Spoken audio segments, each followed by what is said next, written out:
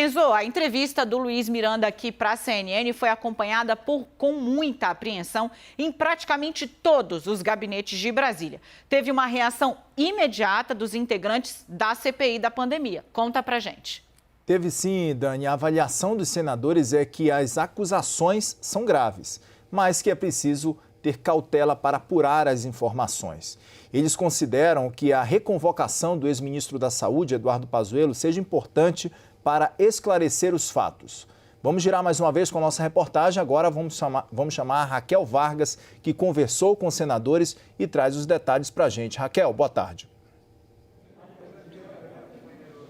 Oi, Kenzo, muito boa tarde para você e a todos. Olha, ontem já se falava que esse depoimento de sexta-feira viria como uma bomba para a CPI. Então, essa entrevista exclusiva à CNN veio como uma prévia do que pode acontecer na sexta-feira. Porque qual que é a avaliação dos senadores? Os fatos são graves, são fortes e, por isso, precisam ser tratados com cautela. E a ideia, claro, é aprofundar ainda mais do que foi dito hoje mais cedo aqui para a CNN. Sobre o quê? Sobre quem são essas pessoas, essa participação em torno das tratativas pela Covaxin, quem seria beneficiado. Tudo isso tem que ser muito bem apurado, não só com o deputado que disse que esteve com o presidente da República, mas principalmente com o irmão dele, que era servidor e foi quem narrou que teria sofrido pressão no Ministério para agilizar, então, a compra da Covaxin. Como você disse, os senadores já falam em reconvocar o ex-ministro da Saúde, Eduardo Pazuello, dizem que é indispensável a vinda dele para cá. Inclusive,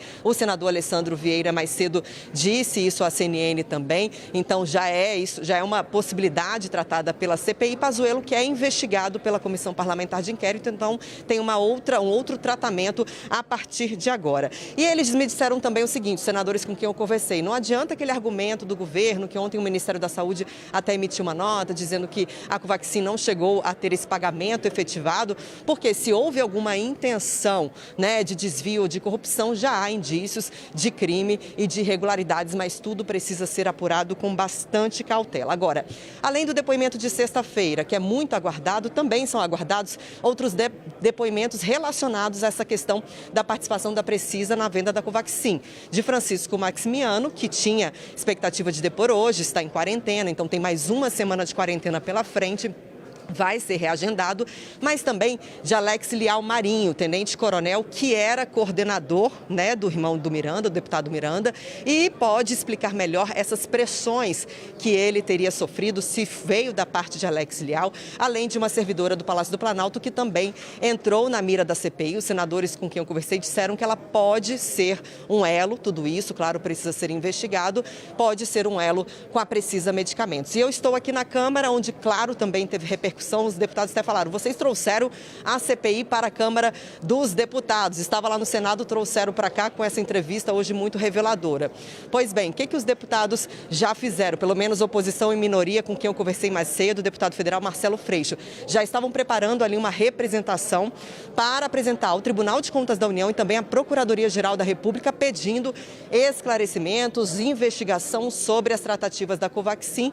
E é isso, até aqui a análise é o seguinte: o que se mostrava é que havia aí possível omissão do governo federal, mas agora entra numa esfera de corrupção. Isso é grave e precisa ser apurado. Eu volto com vocês no estúdio.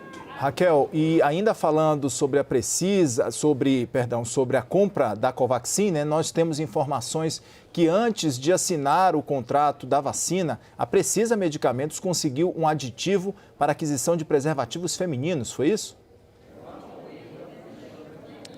Isso, Kenzo. Uma semana antes de fechar ali o contrato com a Precisa, o governo federal conseguiu esse aditivo, como você falou, em outro contrato, dessa vez para preservativos femininos. Nós preparamos uma arte para explicar melhor como isso aconteceu. São dados públicos do governo que mostram o seguinte, que a Precisa, que também representa a companhia Keep It Limit, dobrou o valor dessa licitação junto ao Ministério da Saúde. Com isso, o valor inicial, que era de 15 milhões e 700 mil reais, passou para 31 milhões e meio.